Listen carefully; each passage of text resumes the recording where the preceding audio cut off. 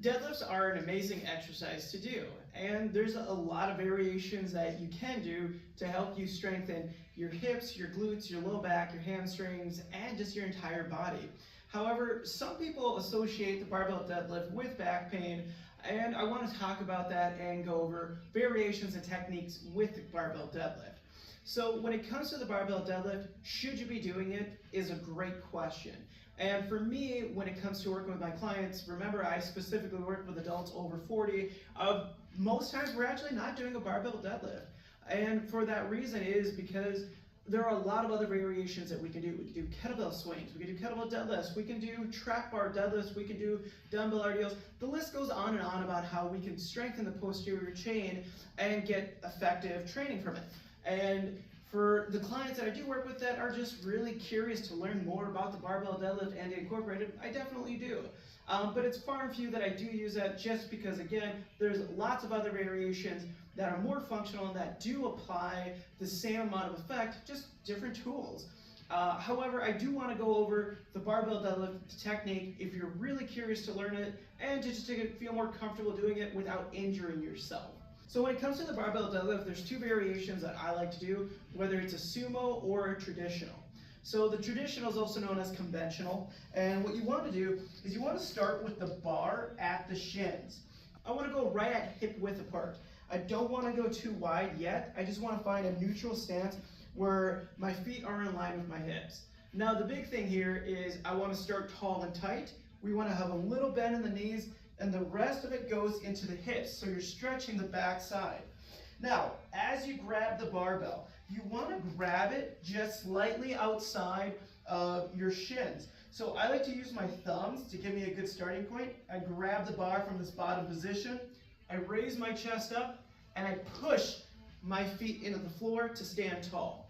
So the motion in itself is a hip hinge, right? I bend at the knee, I reach my hips back, drive my feet into the floor, and then I stand tall. Now, the reason I want the bar close to my shins is because it's what's referred to as a mechanical advantage. Meaning that if the bar is further away from me, let's actually change the position here. So if I start the bar away from me, I actually am losing some of the strength and potential I have to properly move through the deadlift. So I want to ensure that the bar is as close to the shins as I can. Remember, I'm tall and tight. I drop my hips back, chest is up, and from this bottom position, I drive my feet into the floor, and then I stand tall. I want to think as if I'm pushing into the floor, rather than thinking about pulling the weight up. So it's more so driving your feet into the floor to stand tall to the top position. So another thing to talk about when it comes to the deadlift is your starting position. So you want to ensure that when you're in the bottom position that you're driving your chest upward so we have a neutral spine. We don't want to start rounded because then that's how we get ourselves hurt. So you want to ensure that you're tall and tight, hips are back, you're driving your feet into the floor to stand tall. So that's the conventional deadlift. A lot of people can do that. However, I do work with other people who are either taller in statute, which does make that motion a little bit harder, or it just doesn't feel comfortable for them. So what we can do instead is the sumo deadlift. So what we're going to do here is we're going to have our feet lightly outside of shoulder width.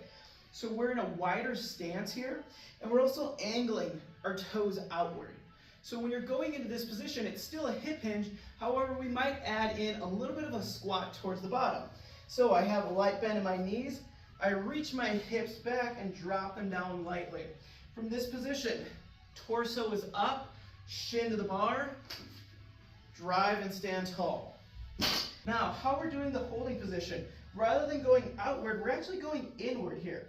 So the same idea here, I want to have my hands close inward so that way I can have a good start position. So I want to go inside my shins. Again, I'm tall and tight, I keep that chest up, drive those hips forward as I go down.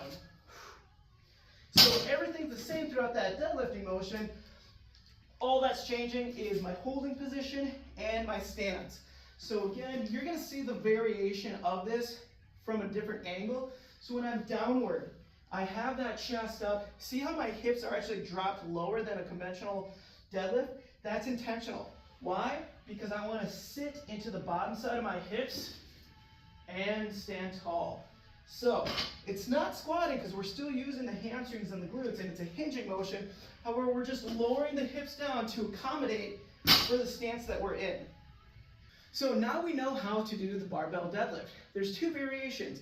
You have your conventional or your sumo. The most important thing to remember is you want to keep those hips in alignment to where you want to be, and you want to focus on keeping that spine as neutral as you can.